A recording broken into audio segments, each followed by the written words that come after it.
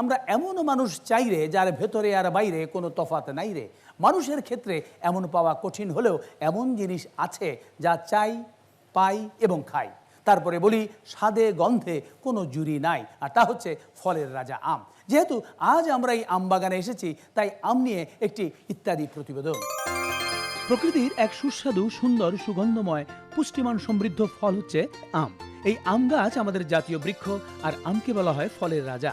আমাদের দেশের প্রায় সব এলাকাতেই কম বেশি আম জন্মালেও চাঁপাইনবাবগঞ্জ, রাজশাহী, দিনাজপুর, সাতক্ষীরা, মেহেরপুর এবং পার্বত্য চট্টগ্রামেও বাণিজ্যিকভাবে উন্নত মানের আম উৎপন্ন হয়। সারা দেশে উৎপাদিত আমের প্রায় 1/3 আমই উৎপন্ন হয় এই চাঁপাইনবাবগঞ্জে।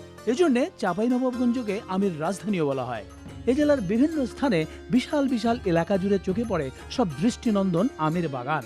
আমের মৌসুমে এখানে 8 থেকে 10 লক্ষ লোক আম বিষয়ক বিভিন্ন কাজ করে জীবিকা নির্বাহ করেন। প্রতি বছর এ জেলা থেকে প্রায় 800 থেকে 1000 কোটি টাকার আম বিক্রি হয়। 2011 থেকে 2014 সাল পর্যন্ত FAOর দেয়া তথ্যানুযায়ী বিশ্বের সেরা 10টি আম উৎপাদনকারী দেশের মধ্যে বাংলাদেশ 8ম স্থানে।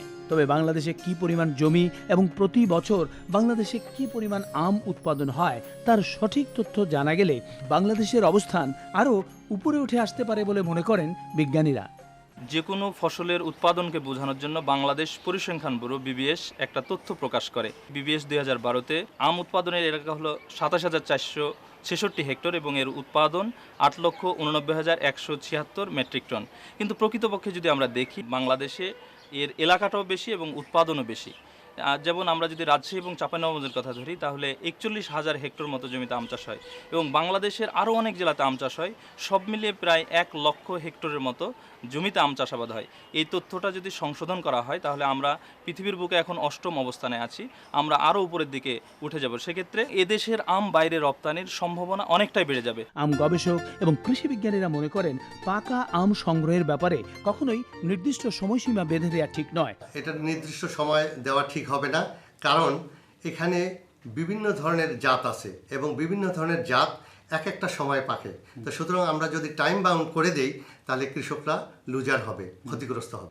তাই প্রাকৃতিকভাবে পাকার পরেই আম সংগ্রহ করা উচিত।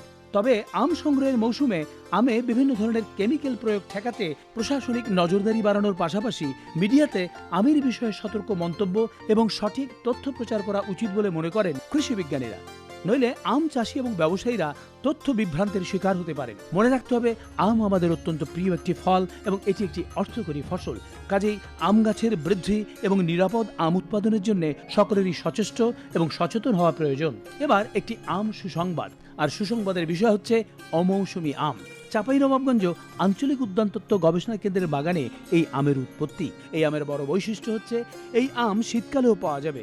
আমাদের শীতকালে কোনো আম ছিল না। আমরা এই 2002 থেকে এই পর্যন্ত আমটিকে আমরা গবেষণা করে আসছি এবং এই আমটি দেখতে খুব চমৎকার, খেতে খুব সুস্বাদু। কৃষকেরা যারা এটা দেখছেন তারা এটার প্রতি খুব আগ্রহ। আমরা আর 1 বছর দেখে এটি রিলিজ করে দেব। বিজ্ঞানীদের এই প্রচেষ্টা সার্থক হলে আম ভক্ত মানুষদের জন্য অবশ্যই এটি একটি সুসংবাদ বয়ে নিয়ে আসবে।